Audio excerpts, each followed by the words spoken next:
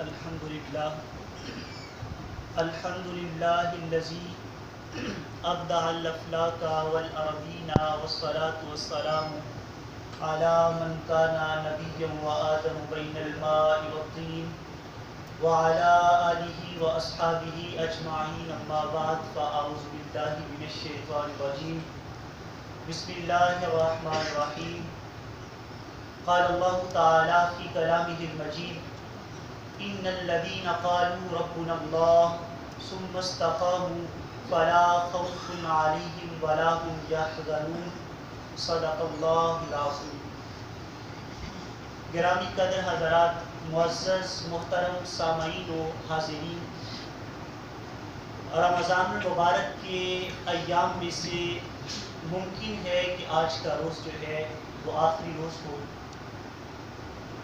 اس ناطے سے رمضان المبارک کی پرکیف ساعتوں میں جو کمائی کی گئی، جو محنتیں کی گئی، جو کاوشیں کی گئی، جو عبادات کی گئی، جو تلاوت قرآن کی گئی، اس کو بچانے کے لیے، اس کو آگے جو ہے اپنی زندگی کے اندر قابل عمل بنانے کے لیے ضروری عمل یہ ہے کہ ہم اس پہ استقامت اختیار کریں۔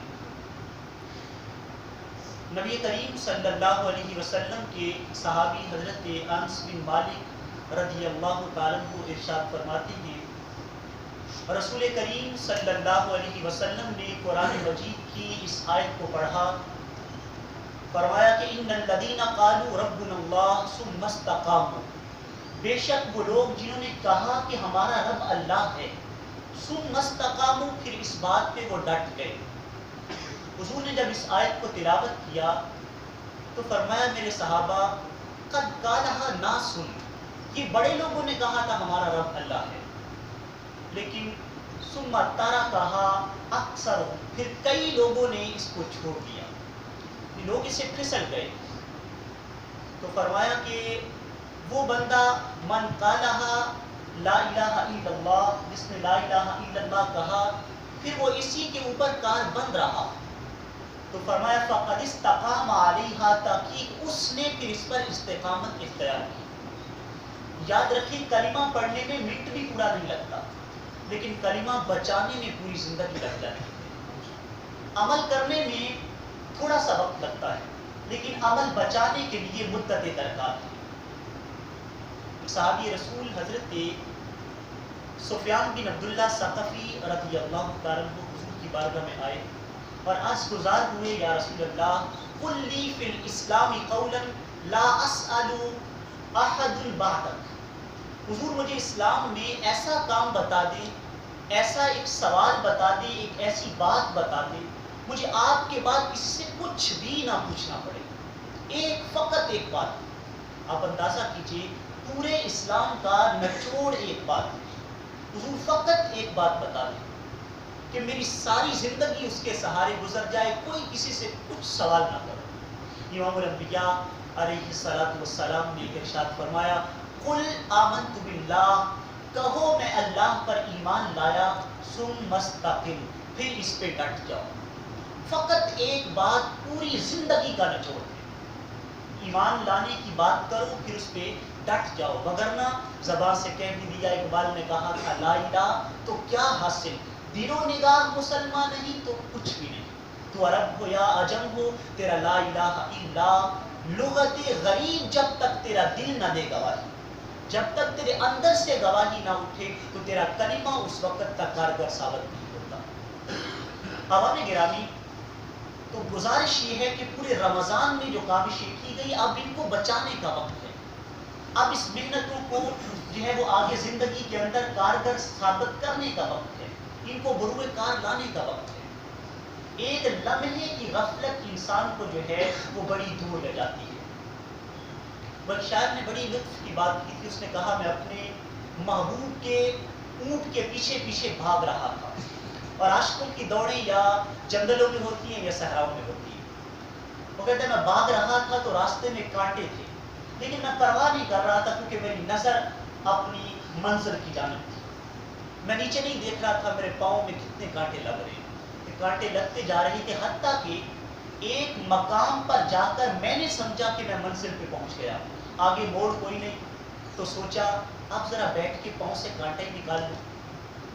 تو پھر کیا ہوا، شاید خود کہتا ہے ماندم کہ خار از پا کشم، میں اپنے پاؤں سے کانٹا نکالنے کے لیے بیٹھا تھا کہ محمل نہاں شد از نظر، جب میں نے نگاہ جھکا کے کانٹا اتار کے پھر دیکھا تو محبوب کی سواری نظروں سے اوجھل ہو چکی۔ ایک لمحے کی غفلت نے کدھر پہنچا دیا، عمر بھر کی جو دوڑ لگائی تھی وہ ساری کمائی ضائع گئی۔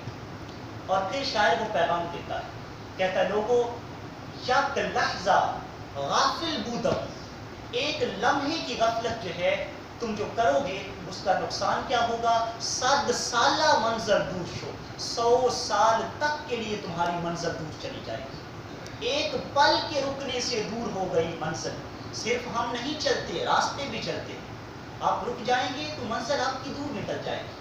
غفلت ایک لمحے کی انسان کو اتنی دور لے جاتی ہے۔ یاد رکھیں کمائی بڑی مدتیں لگا کے ہوتی ہے، ضائع لمحے میں ہو جاتی ہے۔ حضرت جنید بغدادی رحمہ اللہ کے ساتھ آپ کا ایک مرید ہے جو حافظ القرآن ہے۔ آپ جانتے ہیں حافظ القرآن کو حفظ کرتے ہوئے ایک مدت لگتی ہے، ایک وقت لگتا ہے، رات دن ایک کر کے یہ سرمایہ کو اکٹھا کرتا ہے۔ جب وہ آپ کے ساتھ چل رہا ہے تو اس کی نظر ایک کافر بے ریش لڑکے پر پڑی، کافر تھا، داڑھی نہیں تھی چہرے پر، اور علماء فرماتے ہیں کہ خواتین سے زیادہ فتنہ انسان کے لیے بے ریش بچوں کا ہے کہ ان سے اپنی نظر کو محفوظ رکھے۔ تو جب اس پر نظر پڑی تو اس نے حضرت بایزید حضرت جنید بغدادی کی بارگاہ میں عرض کی کہ حضور یہ تو بتائیں ایسے حسین چہرے بھی جہنم میں جائیں گے؟ اولیاء کی نظر پھر دل پر ہوتی ہے، وہ کانپ جاتے ہیں، زبان پہ کیا ہے اور دل میں کیا ہے۔ فرمانے لگے توبہ کرو، تم نے بد نگاہی کی ہے، تمہاری نظر غلط اٹھی ہے۔ اس نے کہا حضور ایسا میرا کوئی ارادہ نہیں تھا، لیکن آپ نے بارہا کہا تو اس نے کہا میں نے ایسا کوئی کام نہیں کیا۔ تھوڑا ہی وقت گزرا تھا، اس شخص کو جتنا قرآن یاد تھا وہ سارا بھول چکا تھا۔ قرآن یاد کرنے میں اس نے کتنا وقت لگایا، اور ضائع کرنے میں، یاد کرنے میں وقت درکار ہے، ضائع کرنے میں ایک لمحہ چاہیے۔ آپ نے پورا رمضان محنت کی ہے، رمضان پورا دن رات ایک کر کے جو سرمایہ اکٹھا کریں، ضائع کرنے میں زیادہ وقت نہیں چاہیے۔ تھوڑی سی غفلت کریں گے تو سارا سرمایہ رائے گا جائے گا۔ تو ہمیں پیغام یہ مل رہا ہے کہ ہم استقامت اختیار کریں، لمحے کی غفلت ہمیں کوسوں دور لے جا سکتی ہے۔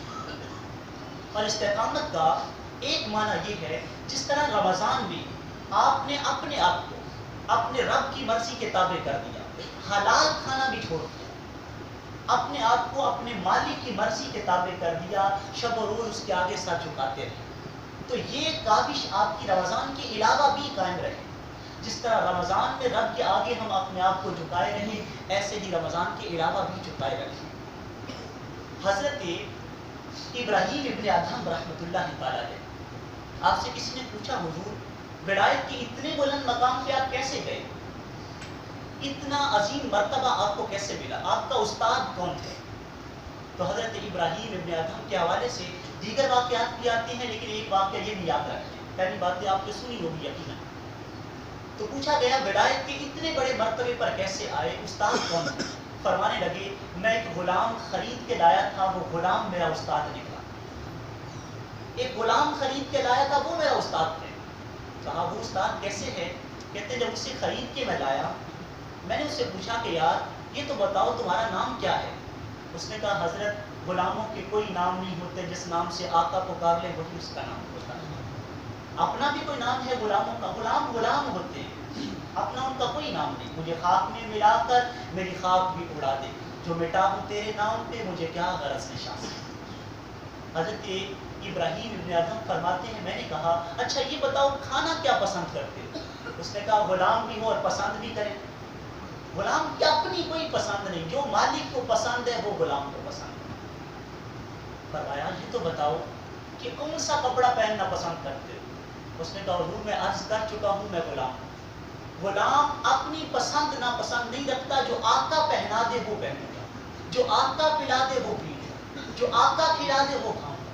حضرت ابراہیم ابن ادہم فرماتے ہیں میں حیران رہ گیا، یہ میرا غلام ہے اور اتنا میرے آگے بک چکا ہے۔ میں جس کا غلام ہوں پھر اپنی مرضی بھی کرتا ہوں، میں اپنے مالک کا غلام ہوں اور مرضی میری اپنی ہے، یہ میرا غلام ہے، اس کی مرضی ہے کوئی نہیں۔ کہتے اس نے مجھے سکھا دیا کہ ابراہیم ابن ادہم اگر مقام چاہتا ہے تو بک جا، اپنے مالک کے آگے بک جا، اپنی مرضی چھوڑ دے، اس کی مرضی اختیار کر لے، یہ تیری زندگانی ہے، یہ زندگی کو بچانے کا نسخہ ہے۔ استقامت کا ایک مفہوم یہ بھی ہے، آپ جو کر رہے ہیں اس پہ ڈٹ جائیں، پھسلے نہ، آندیاں آئیں، طوفان آئیں، ظلم و جبر کے طوفان آئیں، بے حیائی کی رکاوٹیں آئیں، جو کچھ بھی آئے، آپ کے قدم پھسلنے نہیں چاہیے، پائے استقلال کے اندر لغزش نہیں آنی چاہیے، یہ استقامت ہے۔ حضرت سری سقطی رحمہ اللہ علیہ کے حوالے سے واقعہ اکثر میں آپ کے گوش گزار کرتا ہوں کہ آپ ایک مرتبہ ایک درخت کے نیچے بیٹھے تھے، آواز آئی یا سری کن مثلی، اے سری میرے جیسا ہو جا۔ حضرت سری سقطی نے دائیں بائیں نگاہ دوڑائی مگر کہنے والا کوئی نظر نہ آیا، حیران تھے آواز کدھر سے آئی ہے۔ تھوڑا غور کرنے سے پتہ چلا وہ آواز درخت سے آ رہی ہے، وہ جس درخت کے نیچے بیٹھے اس سے آواز آتی ہے۔ فرمایا کہ اے درخت کیفا اکون مثلک، تو کہتا ہے میرے جیسا ہو جا، بھلا میں تیرے جیسا کیسے بن سکتا ہوں؟ تو درخت نے کہا دیکھو ان الذین یرموننی بالاحجار فارمیہم بالاسفار، لوگ مجھے پتھر مارتے ہیں میں انہیں پھل دیتا ہوں، ایسے میرے جیسے ہو جاؤ۔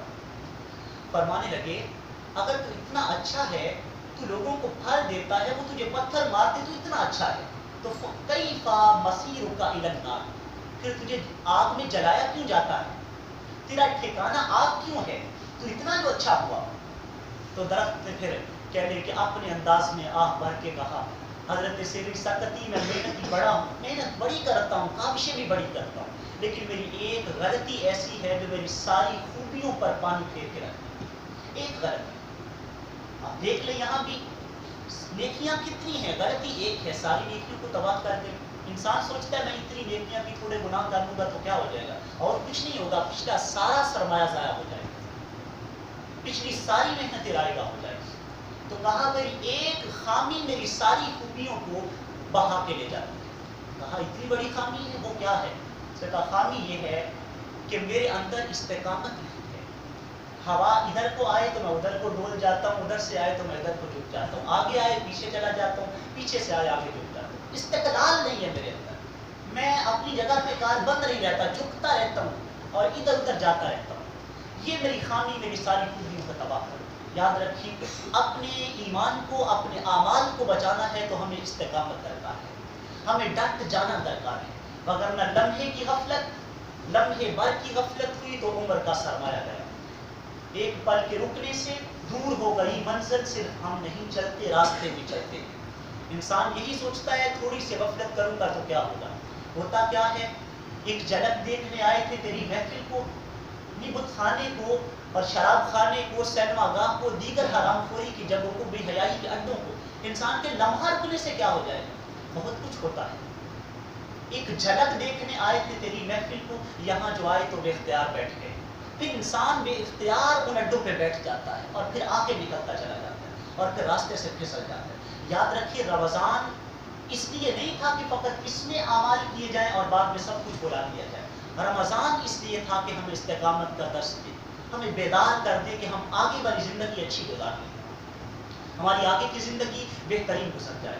اور اعمال ختم نہیں ہوئے، انسان سمجھتا ہے نماز رمضان میں ہے، نماز پڑھ لی، روزے رمضان میں روزے رکھ لیے، اس کے بعد کچھ نہیں، اعمال ختم نہیں ہوئے، اعمال اسی طرح ہمارے اوپر ہیں۔ اقبال نے کہا تھا رگوں میں وہ لہو باقی نہیں ہے، انسان رمضان کے بعد بھول جاتا ہے ہر چیز، رگوں میں وہ لہو باقی نہیں ہے، وہ دل وہ آرزو باقی نہیں ہے، نماز و روزہ و قربانی و حج یہ سب باقی ہیں، تو باقی نہیں ہے۔ انسان کو خود ہی باقی نہیں رہتا، انسان خود بھول جاتا ہے میری ذمہ داریاں کیا ہیں، میری ڈیوٹی کیا ہے، فرائض کیا ہے۔ ایک نسخہ دے رہا ہوں آپ کو رمضان کے فوراً بعد کرنے کا، جو شخص یہ نسخہ استعمال کر لے اس کے لیے بھی بہت کامیابیاں ہیں۔